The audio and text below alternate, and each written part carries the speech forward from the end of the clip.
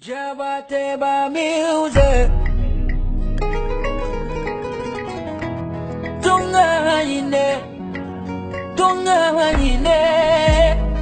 Depuis 2015, l'Europe connaît une crise migratoire. Si l'on se focalise sur la question des migrants africains, qu'il s'agisse de migration de travail, de migration de transit ou de migration forcée, le traitement médiatique qui leur est offert est souvent le même. La situation des migrants semble être souvent illustrée par des images mettant en scène des passeurs de clandestins ou des mauvaises conditions de traversée frontalière. Que les migrants mettent leur vie en péril ou non durant ces traversées, leurs objectifs vont au-delà du fait de rejoindre un pays d'accueil et d'y travailler. C'est la raison pour laquelle j'ai décidé de mettre le doigt sur un point important si peu traité: l'apport économique des migrants à leur pays d'origine. J'ai donc décidé de me rendre au Forum des diasporas africaines pour essayer d'obtenir des réponses. C'est là que j'ai rencontré Cherif Mohamed Aïdara, le président du CSDM, ainsi que d'autres personnalités impliquées dans le soutien à cette communauté en exil.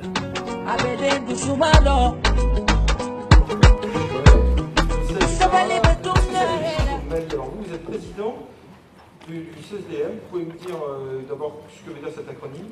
C'est le Conseil supérieur de la diaspora malienne. Et donc, est-ce que c'est le même cas au Mali? Est-ce que vos attentes sont un peu les mêmes? Et d'abord, combien il y a de Maliens de l'extérieur, si on peut dire, qui sont présents en Europe ou en France? Je dirais parmi les 8 500 000 immigrés en Europe, il y a 3,5 millions en France et nous sommes la troisième communauté en France. Monsieur Aïdara, on dit qu'il y a trois principales villes du Mali, Malienne, Bamako, Bouaké en Côte d'Ivoire et Montreuil en France. Oui, c'est vrai. C'est vrai. Et la diaspora malienne est l'une des diasporas les plus dynamiques. Et en termes d'investissement au Mali, et en termes aussi de rapatriement de fonds. Rien que cette année, ils ont rapatrié 800 milliards. De francs CFA. De francs CFA. Si le Mali si le Mali tient debout, après tout ce que tout le monde sait du Mali, c'est grâce à la diaspora malienne. On n'est pas en guerre civile parce que la diaspora soutient le Mali. Et l'investissement au Mali à travers l'agence API, agence d'investissement au Mali, est un trait d'union entre les investisseurs de la diaspora malienne et les opportunités que le Mali offre à la diaspora malienne. Nous sommes le poumon économique du Mali et l'instabilité socio-politique et économique du Mali. Une des particularités de la diaspora malienne, c'est qu'elle n'est pas seulement en Europe, on la trouve beaucoup sur le continent. Je parlais de la Côte d'Ivoire, au pays, dans toute cette diaspora au Congo, RDC, au Gabon, etc. Oui, et vous savez, il est important de noter qu'il y a beaucoup plus de discours de la diaspora, des immigrés, que les immigrés eux-mêmes. Beaucoup plus de discours. Et 85% des diasporas africains sont entre pays intra-africains. Il n'y a que 15% qui sont répartis dans le reste du monde. Et en Europe, à peu près 5%. Et nous disons, pour inciter les membres de la diaspora africaine à investir dans les pays respectifs, il ne suffit pas simplement de faire des politiques d'incitation dans les pays comme nous a été recommandé très souvent par nos institutions, la Banque mondiale et l'Union européenne et aussi la FMI. Il faut des infrastructures. Nous ne pourrons pas nous développer quand 640 millions des Africains n'ont pas d'électricité. Sans l'électricité et les infrastructures, il est impossible. L'objectif numéro 1, c'est de créer des infrastructures. Les infrastructures et l'énergie. Mais ça, c'est à la diaspora de le faire ou c'est aux institutions qu'on verra d'ailleurs ce soir? C'est les institutions avec le pays respectif de toute l'Afrique. Et c'est ensemble qu'on peut surmonter ces difficultés, sans laquelle nous, diaspora, on veut aller investir dans nos pays, mais nous ne trouvons pas les infrastructures adéquates. Vous ne pouvez pas. Aujourd'hui, si vous regardez l'attraction de la Côte d'Ivoire, l'attraction de l'Afrique du Sud, l'attraction du Maroc, C'est parce qu'il y a des infrastructures d'énergie. Donc il est important de soulever cette question. Et ensemble, créez-moi les conditions finalement. Créez les conditions, tout à fait. Mais justement, la diaspora ne peut pas investir dans ce domaine-là, créer des entreprises qui seront d'apporter l'électricité dans notre village. Mais si on peut le faire, nous le faisons déjà. Vous allez dans nos régions de forte départ de migration en Caille, toutes les infrastructures pratiquement sont faites par la diaspora. Oui, on peut dire les diasporas parce que chaque pays de résidence a une communauté de Maliens qui peut être appelée diaspora.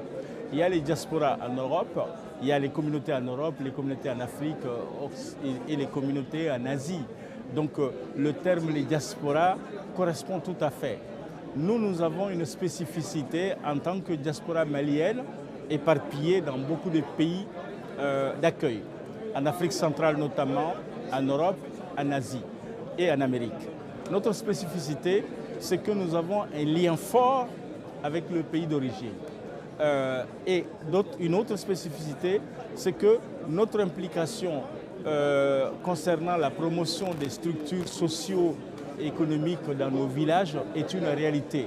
Donc, les diasporas maliennes, partout où elles sont, ce sont des personnes qui se comportent bien, qui respectent les lois des pays d'accueil et qui sont généralement des personnes qui travaillent, qui ne sont pas dans la déviance.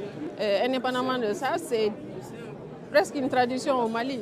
C'est rare de compter une famille qui n'a pas un ressortissant ou un membre à l'extérieur.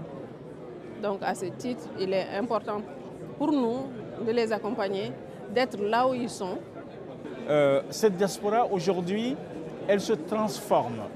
Elle présente un intérêt particulier pour nous parce que nous nous rendons compte de tous les efforts, des investissements, peut-être qu'ils ne sont pas visibles pour certains, mais nous sommes conscients de tout ce qu'ils font au niveau du pays.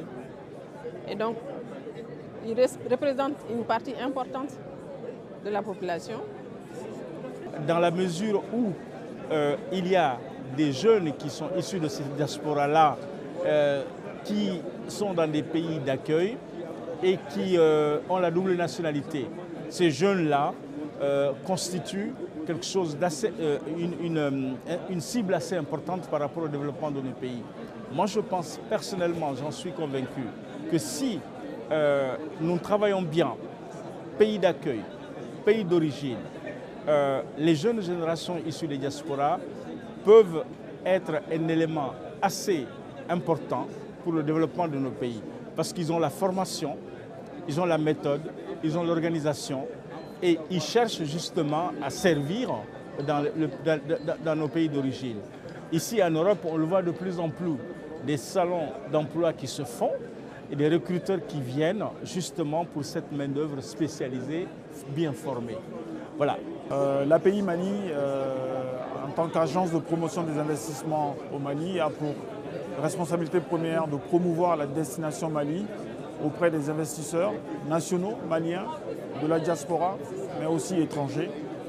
Et donc, puisqu'on parle de diaspora, c'est l'occasion de dire que la diaspora, et particulièrement la diaspora malienne, est au cœur de la stratégie de notre agence API Mali. Dans la mesure où elle concerne la diaspora, et la diaspora qui est un des maillons forts pour l'entretien de nos familles d'abord dans nos pays d'origine. Une autre spécificité, c'est l'apport économique que nous apportons à la gestion des ressources de notre pays. Mais ce qui se passe aujourd'hui dans ce forum va au-delà, parce que ça interroge l'apport de la diaspora au développement économique de nos pays.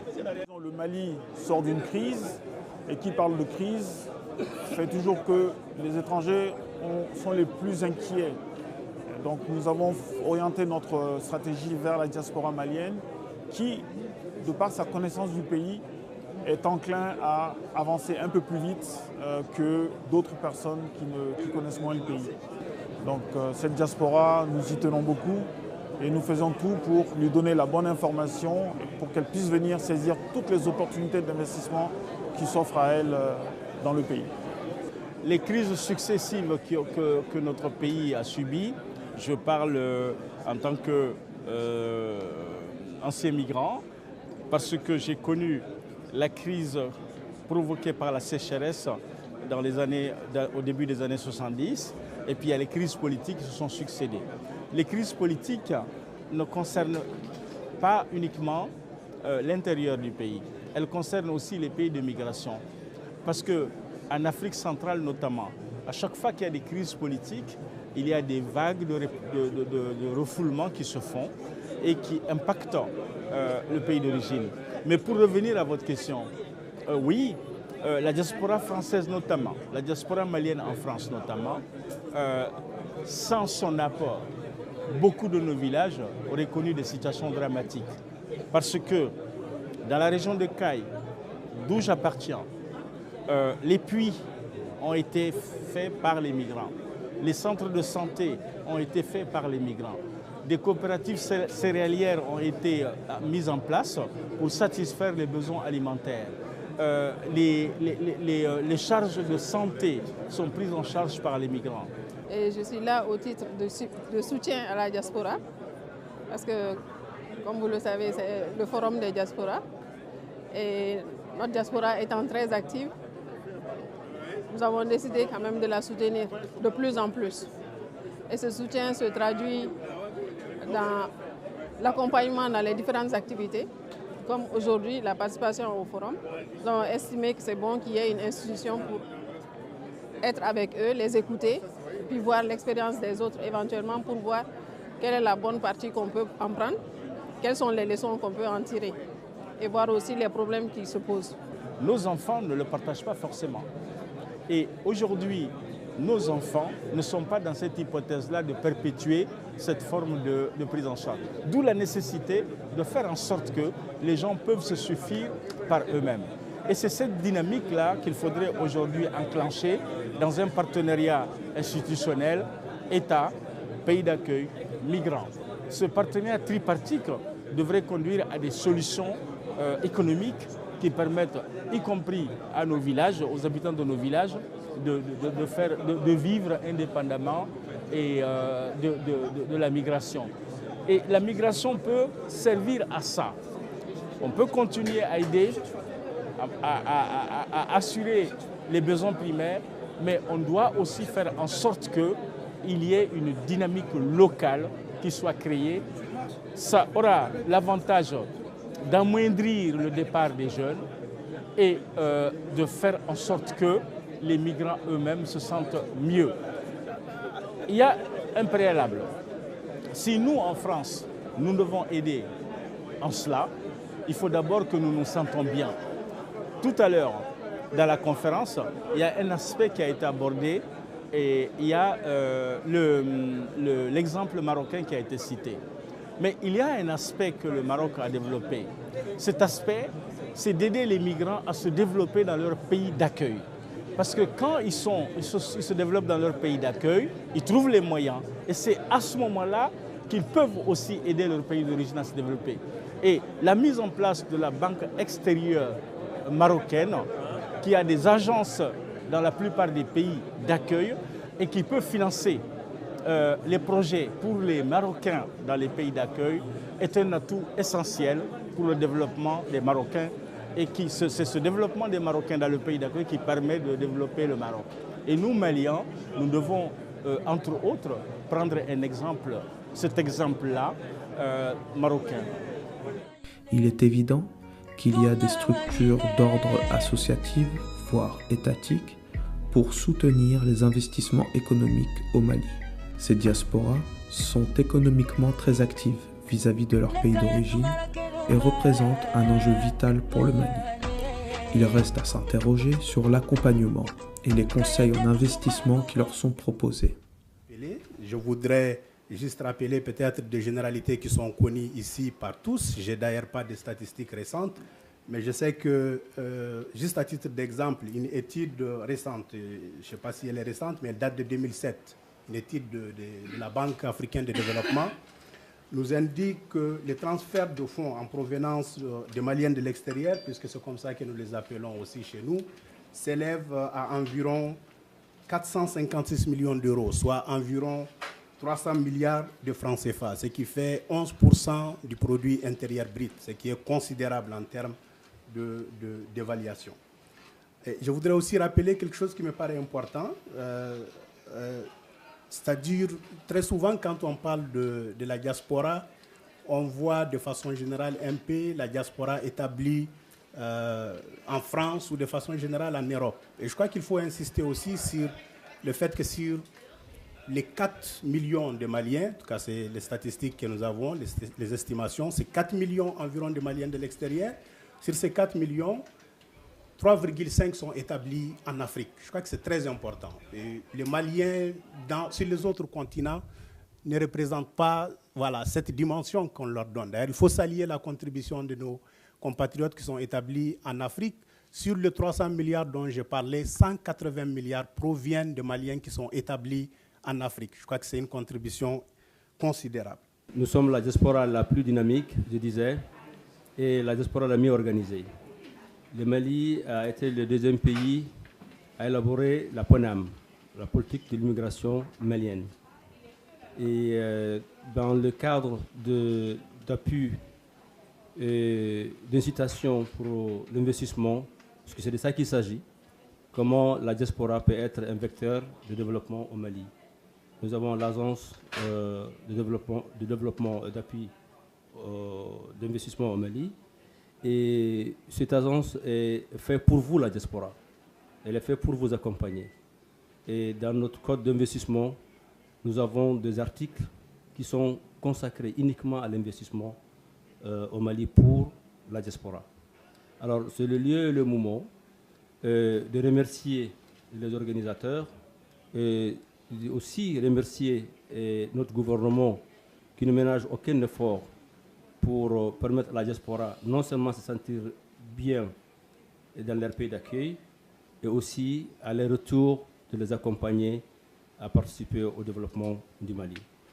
Et Madame la Présidente de la Commission des Affaires étrangères, elle n'a jamais manqué à un seul rendez-vous en ce qui concerne la diaspora. Et rien que son engagement et son encouragement nous encourage, nous, davantage à dire nous ne sommes pas seuls, nous avons des personnalités qui nous soutiennent, qui sont au courant de ce que nous traversons de tous les jours et qui ne ménagent aucun effort pour nous accompagner. Il faut applaudir pour Madame la députée, présidente de la Commission des Affaires étrangères, Madame Diallo, etc. Et remerciement également à l'ambassade du Mali, à tous les ambassades du Mali. Et c'est vrai qu'à la plupart du temps, quand on parle des ambassades, nous pensons à histoire de papier, d'extrait de naissance, des titres de voyage.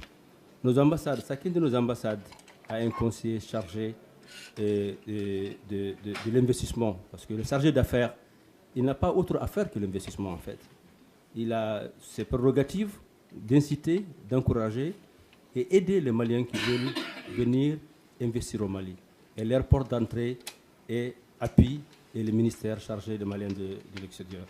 Et nous, CSDM, nous sommes là pour vous accompagner, être à l'écoute et aussi surtout vous permettre de prendre de bonnes décisions pour investir.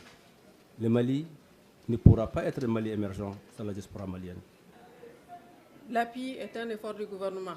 Ça, c'est certaines agences, rien que pour la promotion de l'investissement, pour faciliter les procédures, faire des ouvertures, nous mettre en relation pour que, éventuellement, les personnes qui sont intéressées de l'extérieur puissent, au niveau du pays, faire des investissements sûrs et rentables. Ça, c'est une excellente chose. C'est une bonne volonté du gouvernement. En plus de l'ouverture de l'appui, il y a également le projet de logements sociaux. Je pense que vous êtes tous au courant. Parce qu'il y a un quota qui a été réservé maintenant pour les Maliens de l'extérieur.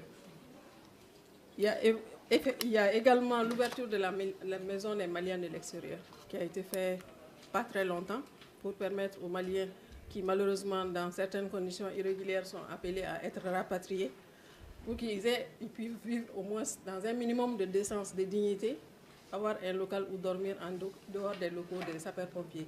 Ça aussi, c'est une initiative qu'il faut saluer de la part du gouvernement.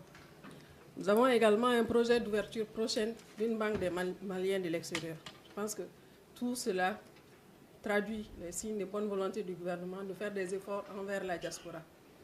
Nous qui sommes au niveau de l'Assemblée nationale aussi, soyez sûrs, la Commission des affaires extérieures, chargée des Maliens de l'extérieur, nous aussi, nous nous battons pour défendre vos droits, pour que, même si vous n'êtes pas au pays, que vous sachiez qu'il y a des gens qui sont là-bas, qui parlent de vous, qui se soucient de vous et qui prennent en compte vos préoccupations et vos problèmes. On peut maintenant attirer notre curiosité sur les applications concrètes de ces investissements, mais aussi se demander si ces investisseurs à la double nationalité pour certains, donc franco-maliens, se préoccupent aussi de problématiques liées à leur pays de résidence. Donc, je suis franco-malien, donc je suis né en France et j'ai décidé de faire le choix de m'investir au Mali à peu près en 2011. Donc voilà, installé depuis à peu près 7 ans au Mali dans le cadre de mon entreprise. J'ai ouvert un store particulièrement un store Apple. Donc on vend un peu comme ici tous les produits de la marque Apple et on offre des services et un service après-vente avec des normes internationales. Donc je me situe dans le domaine de l'informatique. Aujourd'hui, je me lance dans d'autres activités, notamment dans les TIC, donc surtout dans le développement d'applications. Donc j'essaye avec mes équipes de trouver les applications du futur, d'aujourd'hui et du futur. Et donc là, actuellement, je me prépare pour aller mettre en place une entreprise qui va essayer, pour résumer, d'aider les Maliens à avoir un toit très confortable pendant les 8 mois de chaleur, à un prix largement raisonnable comparé au prix pratiqué actuellement. On va également aider l'État à construire des ponts, des barrages, tout ça à base de matériaux locaux, comme la pierre. Les meilleurs ponts au monde sont des ponts en pierre. J'ai décidé aussi de repartir au Mali il y a à peu près 1 an et demi. Et j'ai monté avec mon associé qui est dans l'assistance ici, qui s'appelle Moussa Kamara, la start-up Yelen Solar, qui est en fait une start-up qui évolue dans le secteur de l'énergie solaire. Comme vous avez pu le voir, le domaine de l'énergie est très peu développé au Mali et il y a encore beaucoup à faire. Et aujourd'hui, notre start-up a aussi été la première start-up malienne à participer au CES de Las Vegas, et ce qui nous a permis aujourd'hui d'avoir une bonne notoriété au Mali. Donc ce qu'on fait, nous, c'est des systèmes solaires mobiles.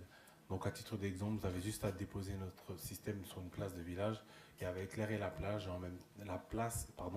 et en même temps, on va pouvoir alimenter du téléphone portable, une radio, télévision, petit réfrigérateur. Donc il n'y a pas de câble, il n'y a pas de terrassement en fer, il y a juste à déposer, c'est du plug and play. J'ai fait le sens inverse en fait. Je suis né à Paris 12, je suis retourné au Mali dans mon village qui s'appelle Nioro, qui est proche de la Mauritanie. Je suis resté 10 ans là-bas. Je suis revenu en France, dans le 18e. Ensuite j'ai déménagé dans le 19e. Mais moi, c'est grâce au sport en fait que je me suis, on va dire, intégré plus facilement. Et en voulant aider les jeunes de mon quartier, je suis rentré dans la production. 20 ans après, Wachibé a vendu des millions de disques dans le monde entier, a fait un long métrage qui s'appelle La Pièce, qui est sorti. Et sur l'un des plus gros projets de la diaspora qui s'appelle La Nuit du Mali. Ah oui, j'ai vu ça. Et là, tout à fait. Et là, on est sur la 2e édition. Et le but, c'est de rassembler en fait. Et ce qui me fait plaisir, moi, aujourd'hui, c'est vrai qu'on a une association, ça fait plus de 5 ans qu'il est là-bas. Ce qui me fait plaisir, c'est de rassembler, d'avoir grandi à Paris et de pouvoir rassembler l'Afrique et l'Europe en même temps. Parce que, étant, on va dire, de la double culture, comme il a dit Yacine tout à l'heure, c'est vrai que nos parents, ils sont venus ici pour travailler. Aujourd'hui, j'ai fait un constat. Et dans le constat que j'ai fait, j'ai vu qu'aujourd'hui, en tant que moi, jeune Malien, on avait besoin de trouver quelque chose qui nous appartenait. Et la nuit du Mali me fait vraiment, vraiment, vraiment plaisir. Pourquoi? Parce que j'ai réussi à rassembler tous les Maliens, mais tous ceux qui aiment le Mali. Ça veut dire que ce soit des Marocains, des Français, des Européens, qui viennent et découvrent la culture malienne. Aujourd'hui, le Mali, on sait que il y a eu la guerre, c'est difficile. Mais ce pays-là, avec ce projet, rassembler, montrer l'exemple, montrer une autre image de mon pays, moi, c'est ça qui me fait vraiment plaisir. Tu es toujours malien? Oui, je suis toujours malien. Je suis français, malien. Alors, entreprendre en France, tous les deux, c'était plus compliqué, c'était compliqué, ça a été hyper facile parce que tout le monde nous a fait confiance tout de suite. Non, moi personnellement, j'ai tout fait avec mes frères. Donc quand je suis arrivé en France, j'ai eu la chance d'aller à l'armée. À l'armée, j'ai travaillé avec les pompiers, donc j'ai eu mon poids lourd. En sortant, j'étais chauffeur poids lourd. Et en voulant aider les jeunes de mon quartier, je suis rentré dans ce que je ne connaissais pas, dans la production. Ça fait plus de 20 ans que je suis dans la production. Et tout ce que je fais, parce que tout ce que je fais en fait, c'est avec mes propres fonds. Donc c'est très difficile. Il y a beaucoup de gens qui m'approchent, des jeunes qui m'approchent et qui veulent entreprendre. Mais financièrement, c'est compliqué pour eux. Après, aujourd'hui, il y a une fierté quand on voit Gassama, qui est un jeune malien qui a sauvé et qui est dans tous les médias aujourd'hui. Mais la difficulté, voilà, la difficulté des jeunes comme nous qui avons réussi, c'est l'accompagnement. Après, parce que c'est vrai que quand tu es footballeur ou musicien, c'est plus facile à mettre devant. Mais des jeunes comme nous qui ont des sociétés qui ont réussi, on va dire, mais pour rester, on a cette difficulté-là, en fait, à nous accompagner. L'accompagnement n'est pas, pour moi, n'est pas assez bien fait, en fait. L'accompagnement pour qu'on puisse rester. Tu investis pour ton pays, mais ici? Non, j'investis pour tous les jeunes d'ici, parce qu'en fait... Les jeunes maliens ici? Non, pas que les Maliens. Tous les Français, que ce soit Européens, tous les gens qui viennent des quartiers populaires, on va dire. Okay. Mais je mets ma culture, ma double culture qui m'a aujourd'hui servi tout au long de mon parcours. Par rapport à ma réussite, je mets ça en avant. C'est ça qui fait aujourd'hui ma force. Parce que où j'ai grandi, dans le village où j'ai grandi, il y avait beaucoup de principes, il y avait, on va dire, des règles, le respect, tu vois, qui était vraiment mis en avant. C'est ça qui a fait aujourd'hui ma réussite. Donc, je continue toujours à représenter Malien parce que je suis jeune entrepreneur en malien, mais je suis français. Et comme il a dit, Yacine, aujourd'hui, c'est un Marocain. Je suis avec tout le monde, en fait. Ok. Voilà. Yacine, c'est la même chose.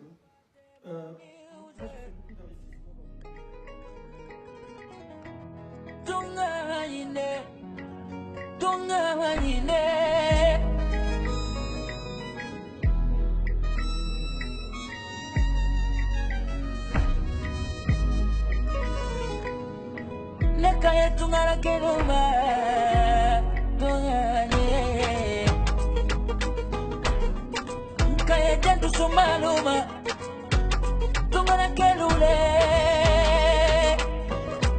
Narana tungara kelule, tungara ole. Auni segale, tungara ke, auni muyule, tungara ke, tungara ke luka folile, tungara ke, auni segale.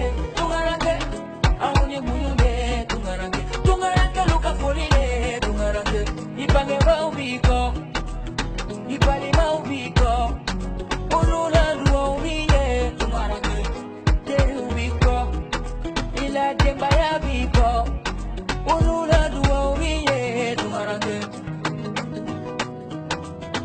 Tungare da bedole, na bedenyu mangole.